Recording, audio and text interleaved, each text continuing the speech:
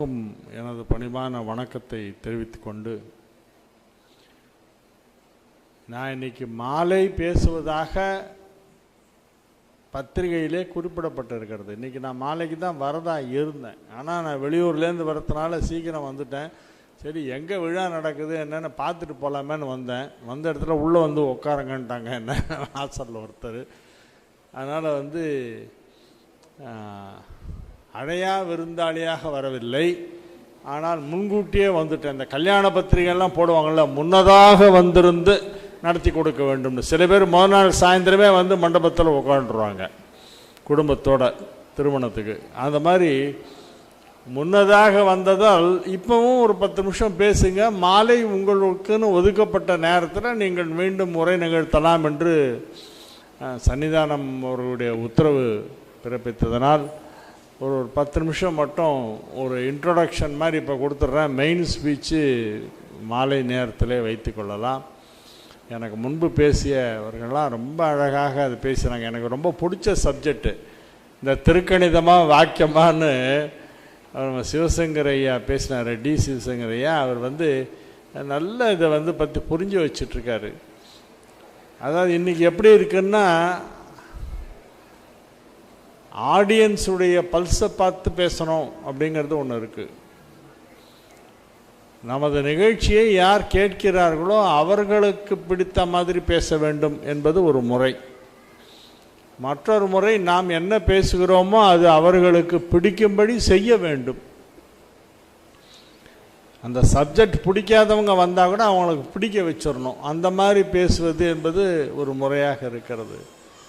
ஜோதிடத்தை பொறுத்தவரை வாக்கியமாக திருக்கணிதமாங்கிறது இன்றைக்கி நேற்றுக்கு இல்லை. அது அரை நூற்றாண்டுகளுக்கும் மேலாக மும்மரமாக போய்கொண்டிருக்கின்ற ஒரு விஷயம். அது 1/2/1960 அன்று உயர்நீதிமன்றத்திலே ஒரு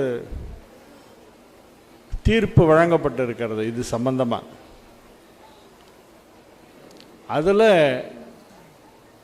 இந்த 2 பஞ்சாங்கம் வெளியீட்டாளர்களுக்கு இடையே ஏற்பட்ட ஒரு சச்சரவு, அது கீழமை நீதிமன்றத்திலெல்லாம் இருந்துவிட்டு பல மாதங்களில் சில ஆண்டுகள் கழித்து அது உயர்நீதிமன்றத்துக்கு உயர்நீதிமன்றத்திலே 2-3 அமர்வுகள் அது விசாரிக்கப்பட்டு கடைசியிலே 1960, அதாவது விகாரி வருஷம் தை 19ஆம் தேதி அன்றைக்கி உத்திரட்டாதி நட்சத்திரம். அன்றைக்கி தான் உத்திரட்டாதியில் தான் தீர்ப்பு வந்தது. அதுக்கும் சனிக்கும் சம்பந்தம் இருக்குது. அந்த தீர்ப்பில் அந்த வழக்குடைய சாராம்சம் என்னவென்றால், யார் இதை நான் வெளியிடுறேன், நான் இதுக்கு ட்ரேட்மார்க் ரெஜிஸ்ட்ரேஷன் பதிவு பண்ணியிருக்கேன், நான் வெளியிடுற அதே பஞ்சாங்கத்தை இவர் வெளியிடுறாரு, அதனால் என்னை எங்கிட்டேருந்து காப்பி அடிச்சிட்டாருன்னு சொல்லி காப்பிரைட் ஆக்ட் அப்பவே வந்துடுது. காப்பிரைட் ஆக்டில் இவர் பேரில் ஆக்ஷன் எடுக்கணும்னு சொல்லி கேஸ் போட்டிருக்காங்க. அந்த கேஸ் தான் அந்த வாக்கியம் திருக்கணிதம் வழக்கோட தீர்ப்பு. அதை நான் ரொம்ப கஷ்டப்பட்டு தேடி கண்டுபிடிச்சி எனக்கு தெரிஞ்ச சில வக்கீல் குமாஸ்தாவெல்லாம் பிடிச்சி கோர்ட்டில் போய் அந்த ஆர்டர் காப்பியெல்லாம் வாங்கினேன். என்ன வழக்கு, ஏன் வழக்கு, இது எப்படி தீர்ப்பு வந்தது அப்படிங்கிறத பற்றி பார்க்குறதுக்கு. அதில் கோர்ட்டில் அவங்க இது காப்பி அடிக்கப்பட்டதல்ல அப்படின்னு சொல்லிட்டாங்க. குறைந்தபட்சம் 6 வித்தியாசம் இருக்கணுமா சட்டத்தில் சொல்லியிருக்கு. அப்போ தான் காப்பிரைட் ஆக்ட் படி அது பனிஷ்மெண்ட் வராது. குறைந்தபட்சம் 6 வித்தியாசம் அப்படின்னு நம்ம அந்த பத்திரிகையிலலாம் 2 படம் போட்டிருப்பாங்க. ரொம்ப வருஷமாக குமுதத்தில் வந்திருக்கு. இந்த 2 படத்திற்கும் குறைந்தபட்சம் 6 வித்தியாசம் கண்டுபிடிக்க விடை 84ஆம் பக்கம் அப்படின்னு போட்டிருப்பான். அதை நம்ம போட்டு மண்டையை போட்டு பிச்சுக்கிட்டு பார்ப்போம். அந்த குறைந்தபட்சம் 6 வித்தியாசம் இருந்ததுன்னா அந்த ஆக்டில் அது வராது, காப்பிரைட் ஆக்டில். அதனால் என்ன பண்ணிட்டாங்க, இந்த வாக்கிய பஞ்சாங்கத்தை காப்பி அடித்தவங்க என்ன பண்ணிட்டாங்க, அதில் சில மாற்றங்களை எல்லாம் பண்ணி அவங்க பாருங்கள், இந்த திதி இந்த நாழிகை இவ்வளோ நாழிகைன்னு போட்டிருக்காங்க, நாங்கள் இவ்வளோ நாழிகை தான் போட்டிருக்கோம். அவங்க இந்த நட்சத்திரத்தில் இவ்வளோ நாழிகை கணக்கு போட்டிருக்காங்க, நாங்கள் இவ்வளோ தான் போட்டிருக்கோம்னு சொல்லி இவங்களாவே அதை திருத்திருக்காங்க.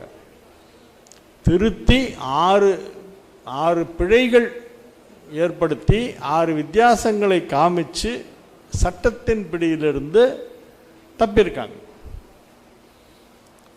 அந்த 6 வித்தியாசம் இருந்ததால் அது வந்து காப்பிரைட் ஆக்டில் ஒன்றும் பண்ண முடியாது. அது வேற இது வேற. அவங்க வாக்கியம்ன்ற பேரில் அவங்க வெளியிடட்டும், நீங்கள் திருக்கணிதம்ன்ற பேரில் நீங்கள் வெளியிடுங்க. அதுக்கும் இதுக்கும் டிஃபரன்ஸ் இருக்குது. மோர் தென் 6 டிஃபரன்சஸ் ஆர் ஃபவுண்ட் அப்படின்னு அந்த ஜட்ஜ்மெண்ட்டை கொடுத்துருக்காங்க. அதனால் இந்த மாதிரி இதெல்லாம் வந்து எப்படி ஏன் இந்த டிஃபரன்ஸ் வந்தது, ஏன் இந்த மாதிரி ஆச்சுங்கிறத பற்றிலாம் நான் நிறைய எல்லா நீதிமன்றத்தில் இருக்க நிறைய நீதிபதிகளோடலாம் நான் தொடர்பு கொண்டு பேசி அதில் சிஎஸ் நம்பர்னு போட்டு டேட்டட் 1/2/1960 ஒன்று போட்டிருக்கோம்.